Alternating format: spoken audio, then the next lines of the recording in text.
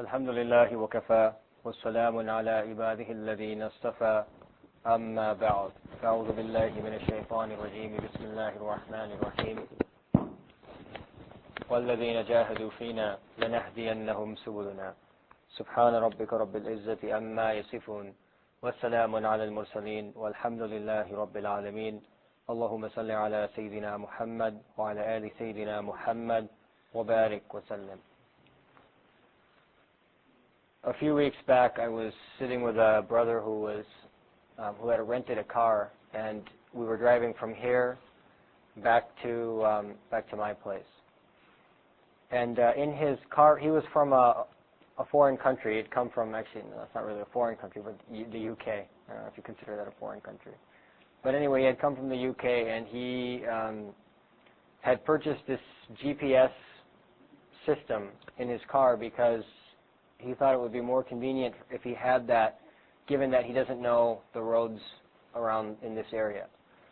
So I had never actually seen this machine before, but when we sat down in the car, I saw that computer in his car, and I said, well, how does this thing work? He said, well, you just type in the address of where you want to go, and then it tells you exactly where you have to turn. It tells you when you need to watch out. A few blocks before you have to turn, it tells you the turn's coming up. It tells you which way to turn. It tells you how many miles are left before you have to turn. Step by step, it guides you exactly to the place where you want to go. So I said, well, okay, let me just see how this thing works. It sounds interesting. So he said, okay, what's your address? He typed in my address. He typed in my zip code. And then I didn't say one word. He just followed that, and he was so relaxed. He was talking to me. Now, usually, even if somebody gives you directions, you're very stressed. You know, is it this light, or is it coming up? Is it the next light? He was just totally relaxed. He wasn't worried at all. Whenever that thing beeped, then he knew that he needed to look at the screen, and the screen said, okay, you know, like 0.1 mile, make a left turn, or whatever it is. So all of a sudden, he would make a left turn. He would just keep talking to me without any worry, without any concern. He would make another turn, and he got right in front of my building. I was very impressed, actually. So I asked him, does this thing ever make any mistake? I mean, is it always so correct that you just end up wherever, you just type in the address and you end up there? He said, well, if it makes a mistake, it's usually blatantly obvious. Like, it'll say make a left turn, and there'll be like a lake on your left-hand side. You're obviously not going to make a left turn. So in that case, you're not going to make a left turn because obviously it's telling you something wrong, right? So anyway, by the time we got to my place, I said, SubhanAllah, this machine puts you at such. I said, well, so how much is this machine? He said, okay, well, you pay $15 extra and you get this in your rental car. I said, well, for $15, it's very relaxing. He said, yeah, that's exactly why I use it. It's so relaxing. You don't have to worry about anything. You just pay this $15. Every time I have to go somewhere, I just type in the address, and it's so comforting. You don't have to worry. I said, you know, SubhanAllah, this thing reminds me exactly of what it means to have a teacher or to have a shaykh. That's what was going through my mind when we were done with the interaction with that machine. Because when you think about it, I mean, you have this address where you want to reach, right? And it's called Jannah. And then it's so confusing exactly how to get there. Sometimes somebody says one thing, another person says another thing. You hear so many different stories. You wonder in your own life, should I be doing this? Should I be doing that? It's so confusing, right? It's like there's so many options. It's as if you're traveling down this path. There's all these turns. There's all these forks in the road. There's all these choices. You don't know exactly what to do.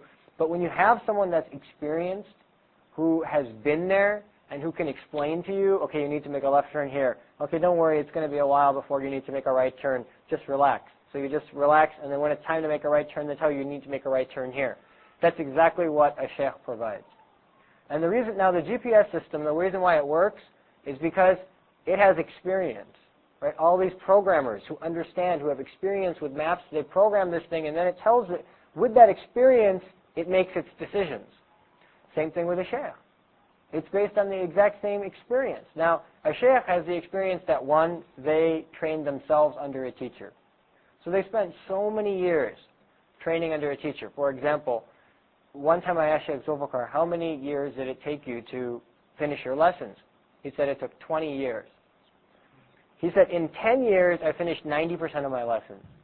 And in the next 10 years, I spent finishing the last 10% of my lessons. So you can imagine how intricate the training is. 20 years, I mean, that's not a joke. In 4 years, you become a physician. In 3 years, you can finish residency. I don't know anything that takes 20 years of training. I don't know of anything that takes that long.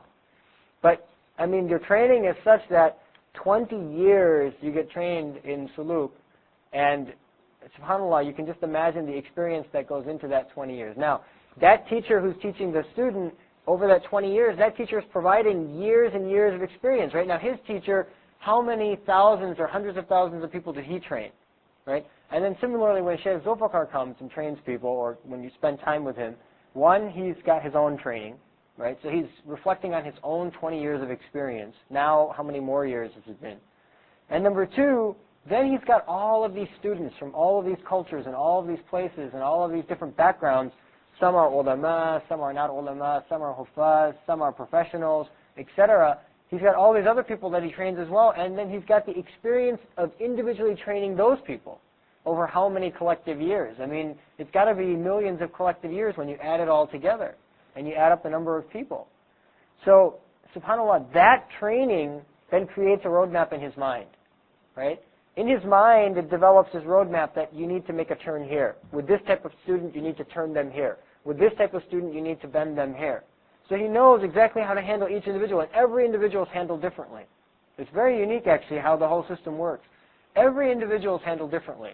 The ulama are treated very differently than the average person, than the huffaz, than the professionals, than the government officials who come. I mean, I've seen these interactions on varying levels, and it's very, very unique to see how every individual is treated differently. But the beauty of it is that you just get to relax. Now, then you can argue that you can say, well, experience can be wrong, right? And of course, experience is experience, and Quran and Hadith is Quran and Hadith. You can never equate the two. Experience has its limits. Quran and Hadith is actually the definer of the path.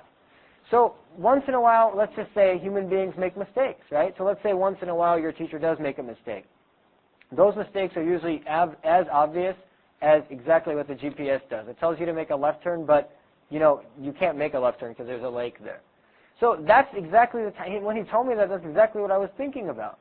Because that's how it works with the teacher as well. Usually, based on their experience, they're going to be right. Once in a while, they'll be wrong, but it'll be obvious that they're wrong. You'll know from your own life. Either you didn't give all the information that needed to be given, or the teacher just once in a while gives you advice that maybe was not particular to your situation, etc. But anyway, what it really allows you to do is to relax as you go down that path. So you're not confused, you're not always worrying, you're not wondering, do I need to make a turn here, do I need to make a turn there? You just simply explain your situation, and then you're told what to do, and it's just so relaxing. Now, I was in Michigan just a few hours ago, and two brothers came up to me. One brother came up to me and he said, I want to go and study, where should I study? So I started explaining to him where he should study, and then the second brother came up to me and he said, I want to go study, where should I study? But the second brother, he also added a caveat, and he said, well, I'm thinking about studying in this particular place because my sheikh lives there. So then I said, wait a minute, stop right there. You should not be asking me this question. No matter what advice I give you, it won't be appropriate for you. You have to go and ask your sheikh that question because you've created this relationship with your teacher. So don't make that mistake of asking me that question, because if I tell you something that's going to be contradicting to what he told you, it's going to create contradiction in your mind.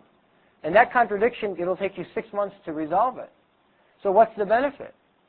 So he said, no, I'm just asking the question. I said, you don't even need to just ask the question. You just need to go and ask him. And he'll tell you what. He'll tell you what. And he'll tell you what you need to do. And I said, I'll give you my own example. When Shaykh Zulfikar told me to go and study in Islamabad, I had already made plans to go and study in India. That's where I wanted to study. So I had already made plans in my mind that I want to study in India. I had already psychologically decided that I was going to study in India. I had already recognized that there was going to be these hardships in India. I had already decided I was going to be there. And in fact, I researched it and researched it and researched it, and that was my experience, and that was what I came up with. So when I told him that I want to go study, he said, you're going to go to Islamabad. So I just said yes, but in my heart I didn't want to go.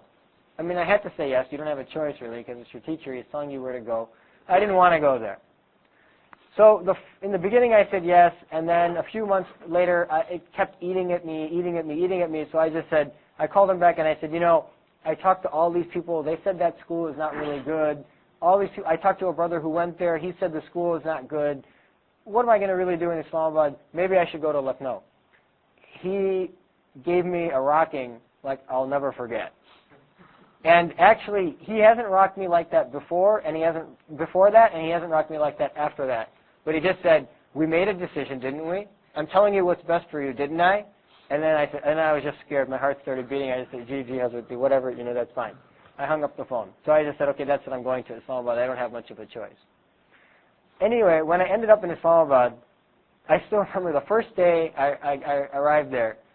First of all, they told me that it was a Switzerland of Pakistan, of the South, like the Southeast Asia. It's not Switzerland. There's no way that you call that Switzerland. Because right when we landed, I saw all these animals. I'm thinking Switzerland. I'm going to see Switzerland. And right when we landed, I saw all these animals walking around.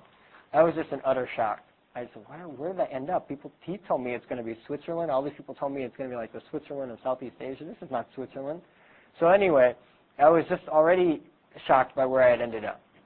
So then I sit there, and I'm with one of Shaykh Zulfikar's khulafa, and he goes, you're not going to study in the madrasa. So I said, I'm not. He said, no, I have something better for you. I said, what do you have? He said, I just bought this computer, and there's such a beautiful program called the Alim. I'm going to teach you from this. I looked at him, and I said, you're going to teach me from that? I could have done that at home. What is this Alim program? He was so impressed by this Alim program that he had just seen for the first time. He said, you can type in any narrator and it tells you all about them. You can search any ayah, you can search any hadith. So we don't need to put you in madrasa. I'm going to sit with you and we're going to go over this program together over the next 2 years. You'll learn everything you need to learn. So I was quiet. I thought, I better not say anything because I already got rocked one time, but this isn't going to work. I have to explain slowly. I'm going to have to explain this. So anyway, he then says, okay, I'll be back, right? And he puts me in this corner room upstairs in his house. And he says, I'll be back. So I'm sitting in his room, and I'm waiting. 24 hours pass. And all of a sudden he shows up 24 hours later. And I'm thinking, you were going to be back? This is what, and I thought, oh, well, maybe Shaykh. Then in the back of my mind, I thought, oh, Shaykh Zulfikar probably just wants me to sit in this room and do dhikr all day. So this is probably part of my training. I just better be quiet. Literally, every day went like that. They would just knock on the door. Some sister from I don't know where, they had a girls' madrasa in the basement. She would just come, slide food under my door. I would just eat. When I was done, she would slide the food back out, just like prison, basically. Once in a while, every 24 hours, he would show up. And I thought, oh, this is part of my training. I don't have any choice. Anyway, I benefited from that tremendously. So then, all of a sudden, we go to the madrasa where I'm supposed to be studying. And we sit down in the madrasa. And they tell me that, we have to make up your classes. So they have, grades 1 through 8, and each grade has different books. So anyway, I sit there, and Shaykh Zulfikar gave me a list of books that I'm supposed to read. So we open up that list, and all the teachers are like, no, there's no way. There's no way you can handle these books. You don't even speak proper Urdu. You can barely understand what we're telling you. How are you going to read these books? These are the hardest books in every single subject. There's no way you can do these books. So then I started looking at them, and I'm thinking, okay, now this is getting really confusing. So anyway, I register for those books, and there's 40 teachers in that madrasa. The first day of class, I go to 6 of my classes. Of my 6 classes, the same teacher is teaching 4 of them. Okay? Then I'm thinking, this is the worst now. Now I have the same teacher. He's going to teach me 4 classes. If he gets sick one day, what's going to happen? I'm going to totally be messed up. It's too dependent on one person. There's 40 teachers. There should be more diversified. I'm taking all these hard books. I've been sitting in this room for 24 hours every day. This food's coming in and out of the door. This is not going to work. So anyway, I was just quiet the whole time. Then the first day of class starts. So I sit in the first day of class, or the second day of class. I'm going to every room. I have the same teacher. Even the teacher himself. He's like, why are you in all of my classes, What are you doing following me around? You should have different teachers. Anyway, I didn't say anything. 1 week into it, I found out that the teacher who was teaching me all 4 of those books, those 4 books that I was studying, was the highest ranked teacher in all of Pakistan. He had just moved a few months back to Islamabad, and he had just started teaching in that madrasa. Right? His name was Mufti Muhammad Amin. So he taught me 4 books. One of the books he taught me, he had written the only Urdu sharah ever written of that book, Sharah Jami, which is the book is so hard. This book, the Sharah Jami, is so hard that when I told Sheikh Muhammad al-Yaqubi that I was going to study that book, He said, my father used to teach that book. My father, not him. My father used to teach that book. They only taught 10 pages in their madrasa, and the students could not even understand those 10 pages, so they eliminated that book in Damascus. And Deoband has also eliminated that book because it's too complex. So that teacher actually ended up teaching me half of that, 100 pages of that book, and he had written the only sharah. He had been teaching that book for 30 years, believe it or not. So the first year he taught me the majority of my books. And the other two books that I was studying were with the number 2 and number 3 teachers, both of who were the students of that teacher from Pakistan, both of who came that same year with him. So it just worked out that way. Then, I mean, it took me that much time. Halfway through the year was when I finally realized that you just have to surrender. You know, you want to make the map and you want to figure out where you're going to go and you want to draw out all your little plans. Finally, after 6 months of that, of doing this back and forth, that was when I finally learned that, okay, I just need to surrender. Now, during that year, then the question of where I was going to study hadith came up. And I didn't want to study hadith in that madrasa because the teacher who was teaching hadith, he wasn't as good as I wanted the teacher to be. So anyway, at the very end of that year, he decided that he wasn't going to be teaching in the madrasa anymore. And they made Shaykh Amin, my teacher, they made him, Shaykh Muhammad Amin, they made him the teacher of Dora Hadith. And then, because they didn't have a backup teacher, they gave him Bukhari and Tirmidhi, which are the 2 main books in all of that year. So he taught me both of those books as well. So I ended up studying 6 books under him. So subhanAllah, I mean, what I thought was going to turn into this horrible situation, actually, he was the best teacher for me. I can tell you right now, when I used to sit in his classes, whatever it was, when we were studying fiqh with him, I thought there was no better teacher that could teach me unless Imam Abu Hanifa were to come himself and teach me. That's how I used to feel in his class. Then we used to study hadith. I used to think the only person that could teach me better than him is Imam Bukhari himself. That's how much I felt that he was just a great teacher. And subhanAllah, the energy he used to bring in his teaching. I mean, literally, I feel sometimes like he's just talking through me. You know, he used to bring so much energy. I mean, I still remember he was very funny too. You know, we used to sit in the class. I mean, the classroom was like this. Not even, like this, you know, from here. And there used to be almost 100 people in that classroom. We were piled on top of each other. We used to cook in that classroom, literally. We used to cook in that classroom. So, I mean, you guys won't understand it because you have to understand the circumstance, but there was one fan in the whole classroom. And that fan was right in the middle of the room, and it was furthest away from the teacher. Anyway, I had the habit that I like to sit right next to the teacher because Shaykh Zulfikar tells us that the person who sits directly in front of the teacher, they get 2 benefits. One is they get the faz of the teacher's words, and 2, they get the faz of the teacher's attention. Because the teacher tends to pick one person. Anyway, you'll learn this when you give talks or when you start teaching. You tend to focus on one person who you see is very interested, and then you try to talk to that person and ignore the rest of the crowd because sometimes people are sleeping and this and that. So it's very hard to speak unless the whole crowd is into it, or you try to scan and pick those faces that are into it, and then you focus on them so that you can keep yourself into the talk. Otherwise, it's very difficult. Anyway, the fan used to be right in front of the teacher, right? So this very, very heavy-set brother used to sit in front of that fan. And every day he used to sit in front of that fan.